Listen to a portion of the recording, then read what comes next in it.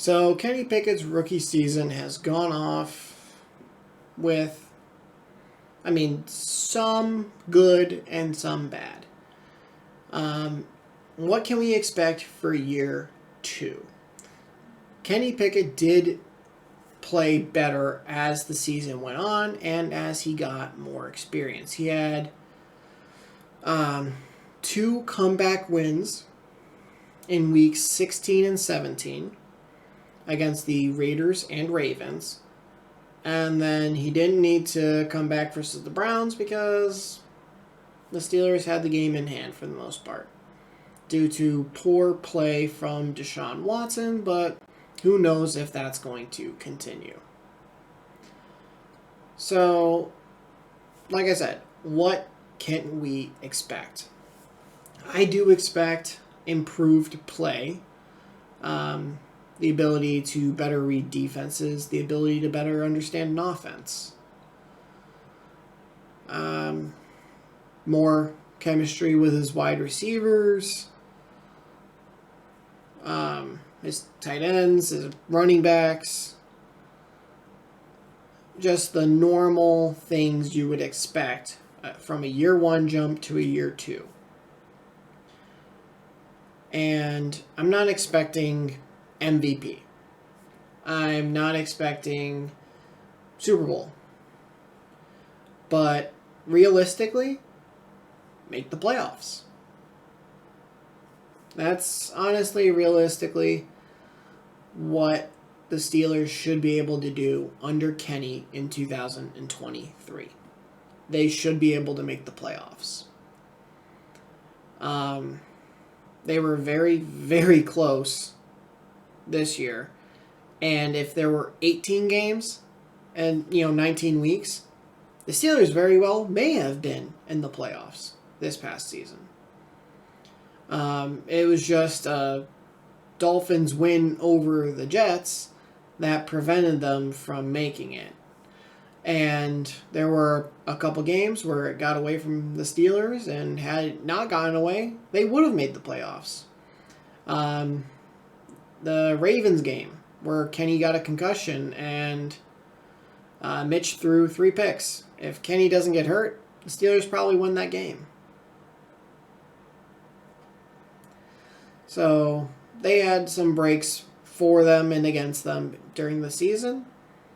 So year two, Kenny should show improvement, and the Steelers should make the playoffs.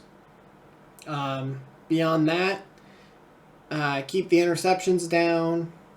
He did a very, very good job of that in the later parts of the season. He was either finding the open guy or throwing it away. He really didn't force anything, which was good because he had a lot of interceptions when he started playing. So,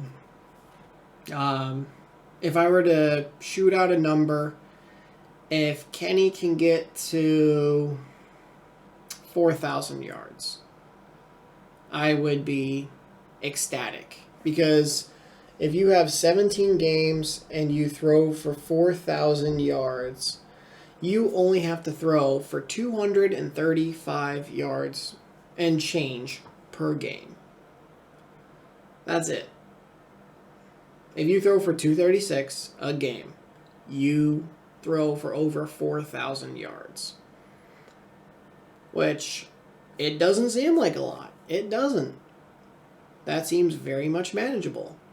But for a guy who threw 2,000-something yards, now granted, he missed the first 3 games.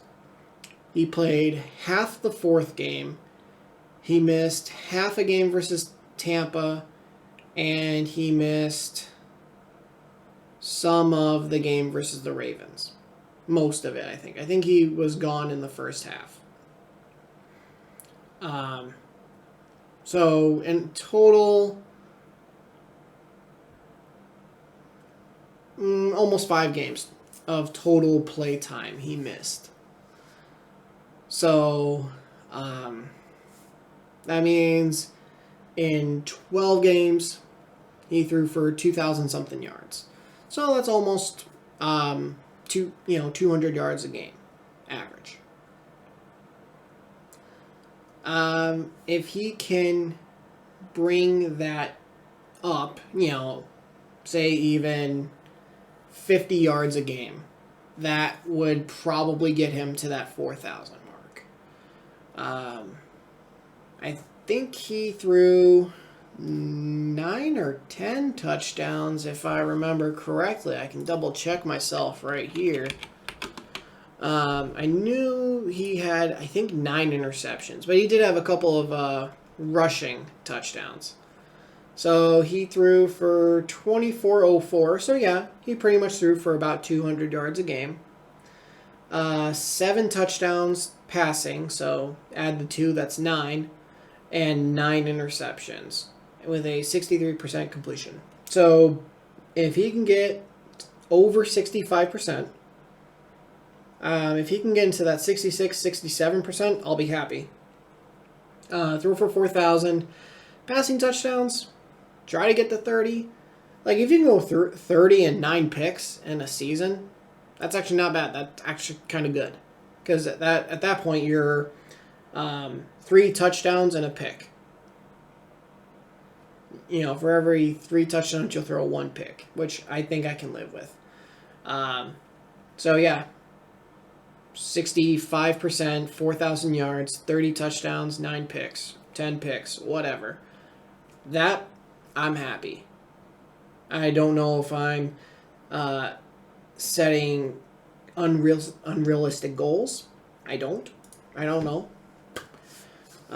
But we will see what Kenny does. So if you did enjoy this, please leave a like. If you're new to the channel, please hit the subscribe button and turn notifications on. I will see everyone in the next video. Thanks for watching.